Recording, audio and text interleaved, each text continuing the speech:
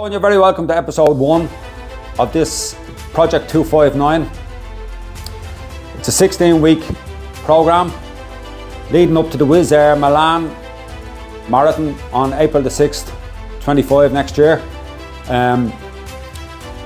Within the 16 weeks, we're going to be showing you my training plan.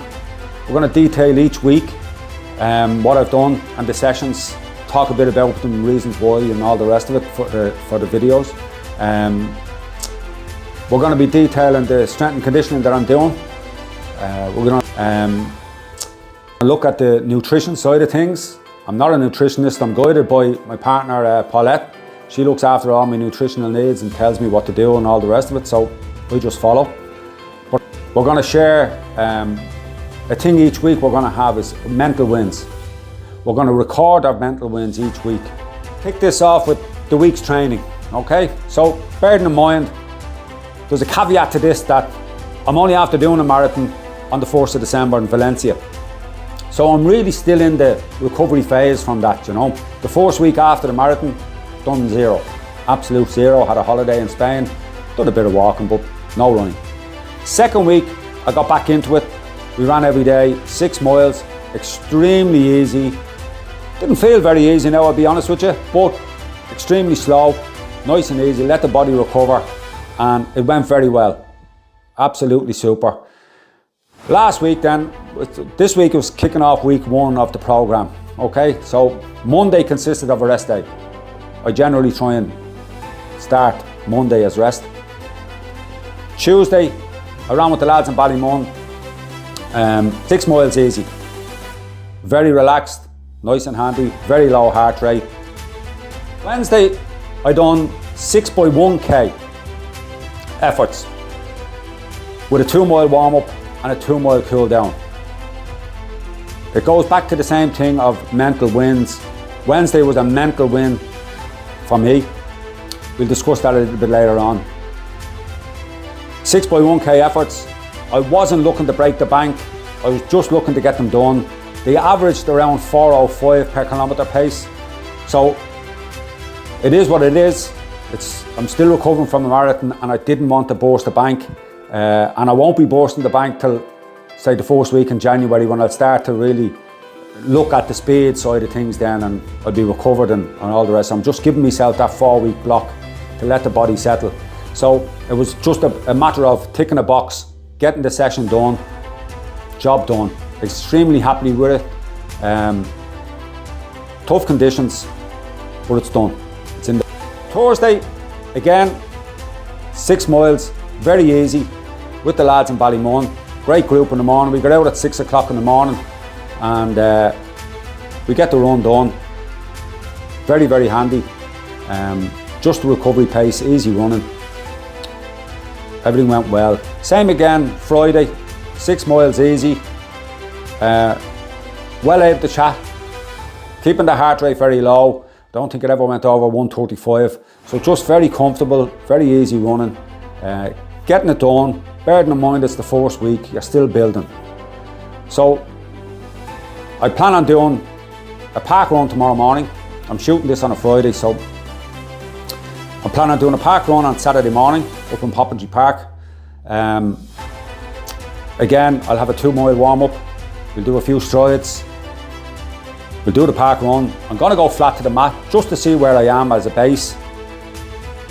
And then a 2-mile cool down. And see what we get out of it. We'll see what we get from the park run and we can use that going forward. It might be a surprise. It might be a big surprise. But it is what it is. And that's the way I treat everything. Your sessions are what they are, there and then. I won't delve too much into it. I won't think too much about it. I won't procrastinate about it. It will be what it'll be. I'll give it my best. I'll go to the death. And whatever I get, I'll be happy with. Moving on to Sunday then. Sunday this week is a 10-mile, very easy run. Between 10 and 12 miles, depending if I'm running with some of the lads in Ballymun and they want to do 12, I'll do 12. But my first choice would be 10 miles. That will give me a weekly total for this week of about 44 miles. It's a 10% increase on last week's training, okay? And that's the most I'm going to be upping it each week. I feel from what I've seen over the years, a 10% increase is the max that I want to go. I always find with clients, you're going over that, you usually last about 3 to 4 weeks, and the body tells you, you start to break down. Your knee starts giving you a bit of trouble, your calf starts to give you a bit of trouble, something. When I keep it under 10%, with all my athletes, not just myself, I keep under 10%, and I find the trajectory of the fitness goes up nice and slowly, it goes up steady, and that's the way I like it. I cannot stand to see training plans, training profiles, and they're going up with the fitness for the first 6 weeks, and then they crash because they're injured. And then they ramp it back up, and they crash. And when you look at a whole training plan, at the end of 20 weeks, the fittest they were ever in the training plan was after the first 6 weeks. They never really got any fitter because they were always chasing the fitness. So overall, for the whole week, I'm very, very happy with it. It's the first week back. I ticked the boxes that I wanted to tick. I got my session in, the park run on the Saturday and the long run on the Sunday. Happy with 44 miles, very, very happy with it, and ready to go on to next week 2. I look forward, by Sunday I'll be looking forward to Monday and having a rest day, and roll on next week. So next we look at the strength and conditioning side of things. This week I managed to get 2 strength and conditioning sessions in, which I was very happy about. I wasn't very happy when I rocked up to the gym on Tuesday morning to discover that they're closed till the 2nd of January. But I went to plan big. I came home, I have a bench in the house in the sitting room. I have adjustable weights, dumbbells with a 32k adjustable dumbbells. So I'm using them. It's a blessing in disguise probably, because I don't really want to flog myself in the gym just in this 4-week period till the new year. So it's a blessing in disguise that the gym is probably closed. I'm doing 5-6 exercises in the house. So I'm concentrating on 3 upper body exercises, 3 to 4 upper body exercises, and 2 leg exercises. So it's just keeping me ticking over. It's getting me back into the groove, the discipline of doing the sessions each week. So the strength sessions I done this week were Tuesdays and Thursdays. So it was a chest press, an inclined row, and a shoulder press. I think on the Tuesday then I done Bulgarian split squats and hip thrusts. I kept the same on the Thursday on the upper body, but I just changed it to walking lunges and RDLs. As I said, I've 32 kilo dumbbells, so 64 kilos in total. So you can make all the excuses you like, just work with what you have and just get it done. Something is better than nothing. The strength and conditioning side of things is extremely important for the running. I can't overstate that enough.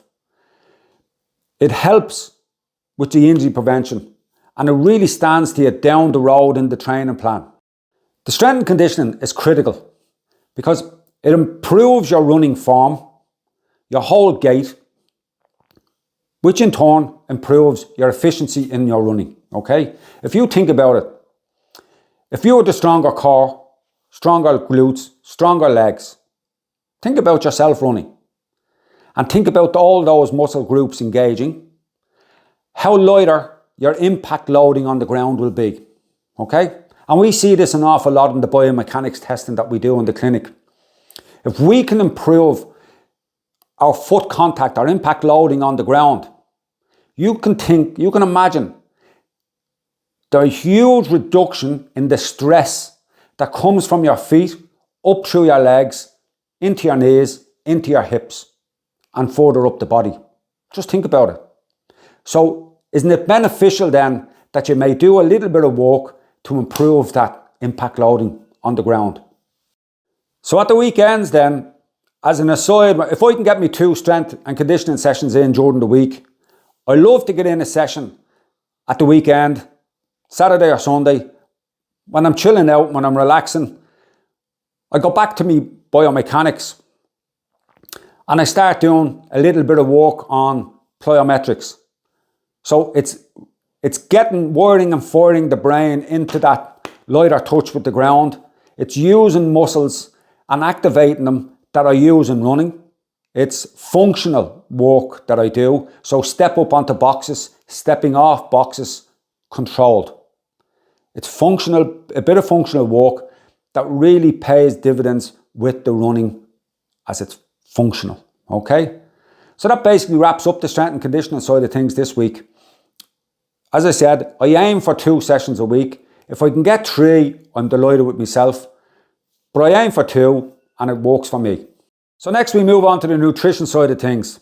Now I know, the minute you mention blooming nutrition, people have a blooming heart attack. Automatically think weight loss. Boom. Counting calories. Weighing food. Jesus Christ almighty. I'm casting my own self back and I'm having nightmares myself. But let me tell you, I'm a late bloomer to this. Nutrition, I always thought I was on point with my nutrition. Believe me, I wasn't. I was a million miles off. But over the last couple of years, with the help of Paulette in my ear every day, like, you know what I mean? And not even in my ear, but just that look, you know, the look. I've started to pare it down and it's really working a treat now, I have to say. So for this side of the block, we're allowing us 2,600 calories a day. This is not about weight loss for me. I'm happy with the weight. It's about body recomposition. So basically, it's about toning up a little bit and building a bit of muscle. And try and get rid of some of them dodgy areas that only I can see, like, you know what I mean? And we all have them. And we all know where they are, you know? We don't advertise the blooming things, but we know where they are. So that's what I'm only trying to do with this plan.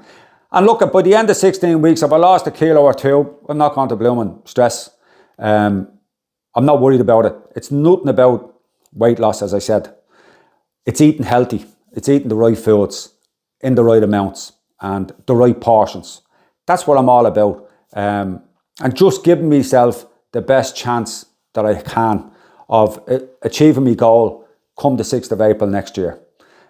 So the way we look at it is, as I said, it's 2,600 calories a day. I try and break it down that it's 35% carbohydrate, 35% protein, and the rest in fats.